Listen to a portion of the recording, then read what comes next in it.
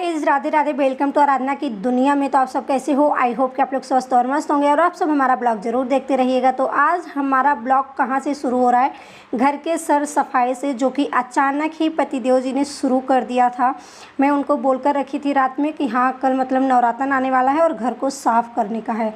तो मैं तो उठी तो सबसे पहले बर्तन वगैरह सब कुछ धुल दी थी, आप लोग देख सकते हैं इतना। फिर अंदर गई तो देखी पतिदेव जी का मतलब चालू हो गया है सर सफाई। वो किचन को क्लीन कर रहे थे और नवरात्र था ना, तो क्लीन करना भी ज़रूरी था। हम दो ही मतलब साल में 2 बार ही घर को क्लीन करते हैं, एक दिवाली आए तो नवरात्र आए तो घर को बहुत अच्छे से क्लीन करना पड़ता है, सर सफाई करना पड़ता है। और इधर देख सकते हैं हमारे मंदिर के पीछे इतना मतलब कचरा मैं समझ भी नहीं सकती हूँ, जबकि हम घर में रोज़ झाड़ू लगाते हैं, रोज़ फर्शी पोंछते हैं, फिर भी इतना धूल मिट्टी कहाँ से आता है मुझे कुछ भी पता नहीं चलता है। और अभी ये जो रैक देख रहे हैं ना, अभी इसे साफ़ करने का है।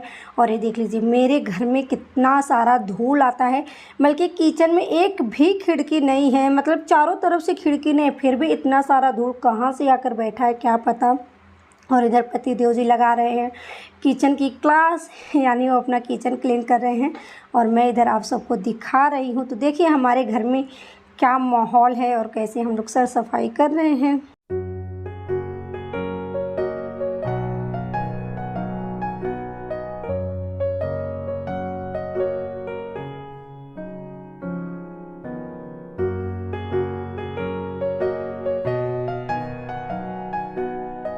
मैं इधर झाड़ू लगा रही थी, तभी पतिदेव जी बोले आओ तुम्हें आईना दिखाता हूँ। और आईना क्यों बोले आप लोग खुद ही देख सकते हो। बोले रोज़ तुम किचन को साफ़ करती हो, क्लीन करती हो खाना बनाने के बाद, लेकिन एक क्या है, इतना क्लीन करने के बाद अगर इतना गंदगी है तो कैसे है। तो सच में मुझे आईना ही दिखाए हैं, क्योंकि मैं जब भी किचन को क्लीन करती हूँ तो क्या करती हूँ, कपड़ा भिगो कर उसे पानी से पोंछ देती हूँ। लेकिन पतिदेव जी के हाथ में खुरपा टाइप कुछ तो था, उससे पूरा गंदगी निकाल रहे थे। और इतना अच्छा मुझे आईना दिखाए ना किचन को लेकर कि मैं बहुत शर्मिंदगी फील की। और फिर मैं चली गई थी नहाने के लिए, और जब तक मैं नहा कर आई ना तब तक इतना सारा कचरा वो निकाल चुके थे, क्लीनिंग कर चुके थे। तो हमें क्लीन करने में और जेंट्स लोग के क्लीन करने में बहुत फ़र्क है, हम दोनों में तो फ़र्क आ ही जाता है। और जब मैं नहाने गई थी ना, तो गैस को धुल दी हूँ, कपड़ा धुल दी हूँ, ये जो जाली दिख रहा है जाली को साफ़ कर और के जैसे मैं नहा धोकर सब क्लीन करके बाहर का मैं अंदर आई, वैसे ही पतिदेव जी मुझे लगा दिए थे कि चलो अब तुम्हारी ड्यूटी है कचरा उठाने का। और मुझे भूख इतना तेज़ लगी थी मैं क्या बताऊँ। इधर मानस भी नहा चुका था और नहाने के बाद देख लीजिए मेरी ड्यूटी क्या लग गई है।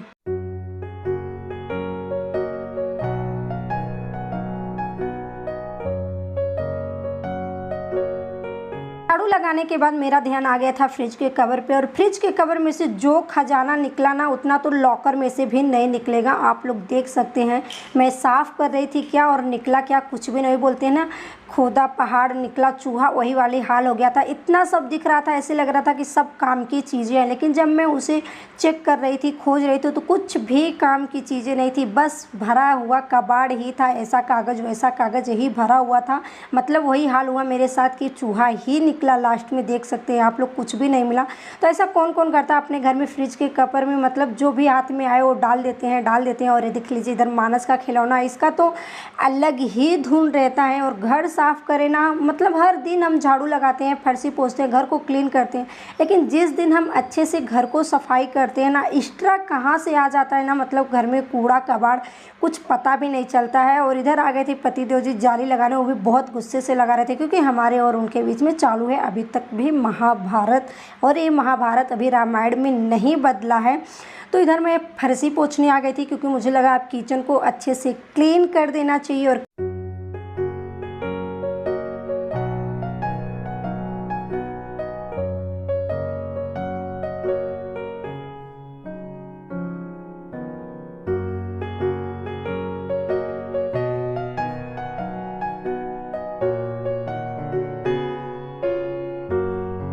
तो किचन मेरा बहुत अच्छे से क्लीन हो गया था। बाहर जितने भी बर्तन रखी थी वो सब अंदर आ गया था। तो इधर बर्तन में ना चाय छन्नी खोजना, गिलास खोजना मुझे बहुत मुश्किल हो रहा था, क्योंकि मुझे बनाने का था चाय। सुबह 6 बजे से लेकर दोपहर को 11 साढ़े 11 बज गया था, और पेट पूजा कुछ भी नहीं हुआ था। तो मैं सोची चलो अब किचन अच्छे से क्लीन हो गया है तो चाय थोड़ा बना कर पी लेते हैं, क्योंकि पेट पूजा बहुत ज़रूरी होता है। और जब तक पेट में कुछ जाएगा नहीं तब तक आगे का काम होगा नहीं।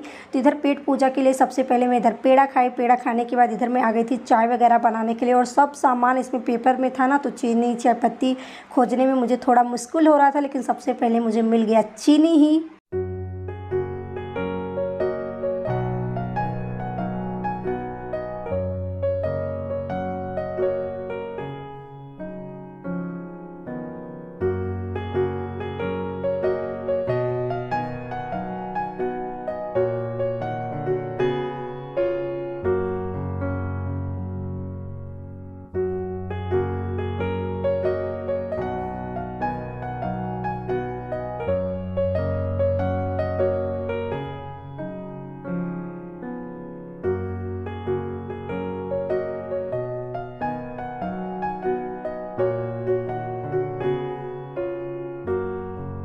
नमकीन खाने पीने के बाद फिर मेरा ध्यान आ गया था कि अब घर को कैसे क्लीन करें, और हो भी गया था क्लीन, क्योंकि पतिदेव जी हॉल को क्लीन कर रहे थे। तो किचन और हॉल मिलाकर देख लीजिए हमारे घर में कितना सारा कचरा निकला है 2 रूम का।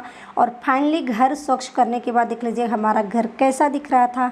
ये तो हॉल था, लेकिन किचन का काम अभी बाकी था पूरा, क्योंकि जो भी सामान था सब मुझे अच्छे से सेट करने का था। तो बस अब फोकस उसी चीज़ पे था।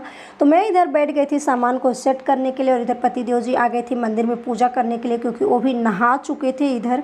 और मैं बैठ गई थी अपना सामान सेट करने के लिए।